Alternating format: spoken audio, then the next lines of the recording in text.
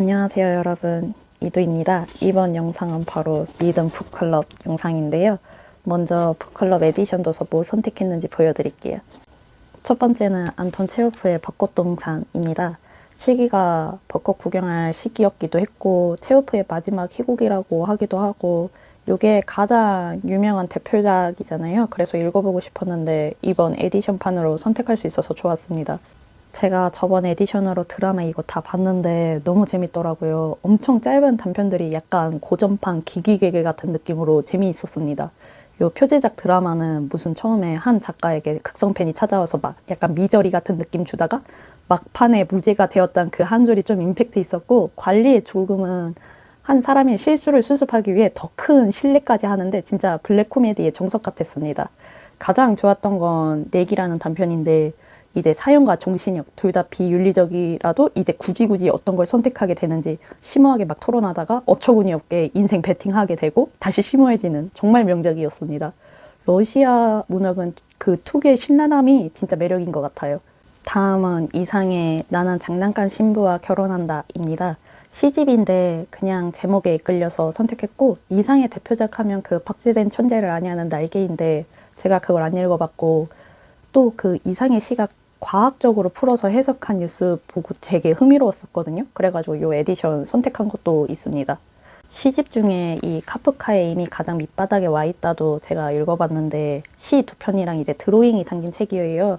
약간 방황하는 시기 읽으면 좀 공감될 문장이 많은 그런 책인데, 열심히 찾아도 찾질 못하고 상처의 고통은 그 깊이가 아닌 횟수라는 게 약간 좌절을 넘어서 좀 체념의 단계를 잘 표현했다고 해야 하나? 그럼에도 뭐 인생이란 다시 체념 딛고 자기 신념 향해 가는 거죠. 약간 인상 깊은 구절도 있고 나만 이도저도 아닌 게 아닌가 보다 이런 동지애도 느꼈습니다. 이미 밑바닥에서 더 강제로 내려가지 않겠다는 다짐이 좋더라고요. 한국 작가분들 중에 요 배삼식 작가님의 벽 속의 요정, 이것도 읽었는데 진짜 기대 하나도 안 읽었는데 정말 재미있게 봤습니다. 이 표제작인 벽 속의 요정은 약간 동화 같은 느낌도 있는데 이제 꼭꼭 숨어 있을 수밖에 없던 요정이 한 어린 여자아이의 비밀 친구가 되어주고 후에 그 아이의 아이까지 요정을 만나게 되는데 되게 슬프고 막 따뜻하고 좀 애처로운데 마냥 서글프지 않아서 좋았던 것 같아요. 약간 모녀의 입장에서 본 남편이 그 핫했던 폭삭 속았수다가 좀 생각나기도 하고, 이 두 번째 단편 먼 데서 오는 여자, 이 단편이 좀 더 취향이었거든요. 약간 아내가 기억을 잃어서 남편을 못 알아봐도 되게 묵묵히 순애보적인 남편이 계속 말 걸어주고 다정다감해서 막 힐링이었다가 중간 반전이 딱 있어가지고 흥미로운, 좀 따뜻하고 서정적인 느낌이라서 몰입해서 봤습니다. 좀 애틋한 맛이 있었고요. 배삼식 작가님을 몰랐는데 글의 느낌이 좀 예쁘게 압화된 꽃송이들 막 이렇게 나열한 느낌이어서 다른 작품들도 읽어보고 싶더라고요. 마지막으로 선택한 도서는 이디스 워튼의 기도하는 공작부인입니다. 이건 제목도 제목인데 이 표지 사파가 취향이라서 골랐습니다. 그리고 호러 미스테리 장르라길래 이 책이 이번 에디션 도서 선호도 1등이지 않나 싶기도 해요.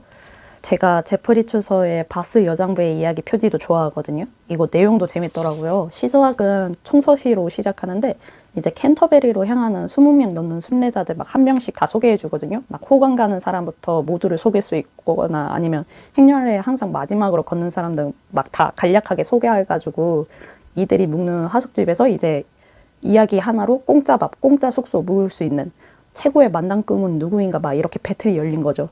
그래서 다양한 사람들이 모였으니까 이야기도 다양할 거 아니에요. 그중 하나가 이제 표제작인 바스 여장부 이야기고, 시작부터 책에서 무엇라 할지라도 경험은 나의 결혼 생활의 고통을 말하기에 충분하다고, 왜냐하면 자신은 12살이 되던 해에 신에게 감사하게도 5명의 남자와 결혼했다면서 막 하는데, 요즘 시대에도 남편 5명? 쉽지 않고 알싸하죠. 근데 옛날엔 더 했을 거 아니에요. 무슨 별이 5개도 아니고 남편 5의 비법을 전수해 주는데 재밌습니다.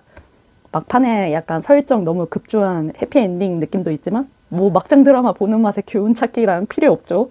그리고 호러 미스테리 장르라고 하니까 이 메리 셸리의 보이지 않는 소녀, 이것도 읽어봤거든요.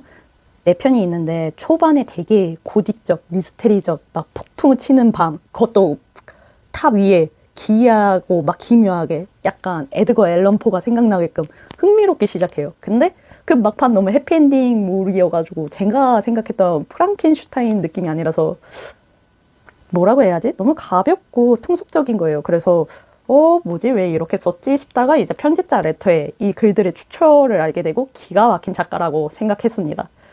4편 중 저의 최애작은 불멸하는 필멸의 존재입니다. 그 밖에도 4편의 이제 새로운 에디션 도서들은 후에 패밀리데이 때 하나씩 모을 예정입니다.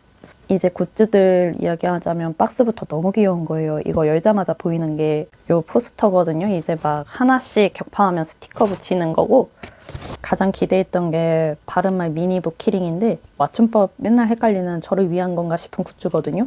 랜덤이지만 푸른 토끼가 와줘서 저는 좋아요.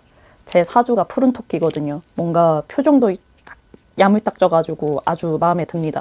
무거울 줄 알았거든요. 근데 생각보다 가벼워서 당장 제 가방에 걸고 다닐 생각입니다. 이어서 잡동사니 보자면 그동안 좀 밝고 키치하다 보니 제 취향은 아니었는데 이번엔 좀 희한하게 크리스마스 분위기 나지 않나요? 저만 그런가? 아무튼 그거랑 이 톱니 돌아가는 거 뭔가 아이디어가 신박합니다. 이 초록색 강아지가 일러스트인 읽기 책을 보자면 제가 아까 봤었거든요. 한 25편의 단편들이 있는데 사랑 없다에서 도련님 이게 기대가 되고, 사늘하다에서는 손님굿 신하랑 누그럽다에서는 더 큰 위안을 주는 그림 이거랑, 허수룩하다에는 애수, 아카시니는 메시아 콤플렉스, 이 단편들이 가장 기대가 됩니다. 요 순 우리말로 감정 키워드 설정해가지고 작품 선정한 센스가 좋았고요. 다음은 푸른 양이가 있는 쓰는 존재. 일러스트 중엔 이게 가장 마음에 들어요. 저는 필사책을 내돈내산 해본 적 없어서 좀 설레고요. 문장 구리면 돈 날린 기분 바로 느껴지잖아요. 근데 훑어보니까 명문장 많이 뽑은 것 같아서 괜찮은 것 같고, 처음에는 문장이 짧다가 이제 막판엔 점점 장문으로 가는데 맨 마지막 문장이 헤르만 헤세의 시타르타라면 필사책으로는 괜찮지 않을까 이리 생각합니다. 마지막은 직기책. 이건 교정하는 건데 편집자가 되어버리는 것 같네요.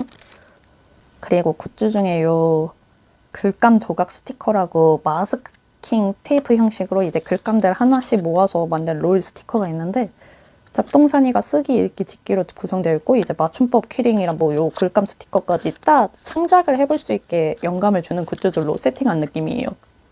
이러다 부기들 중에 진짜 젊은 작가 시리즈에서 만나는 거 아닌가 싶기도 하고, 뭐랄까 이번 미든 북클럽 컨셉은 뭔가 독자를 작가로 만들어버리기 같은 느낌?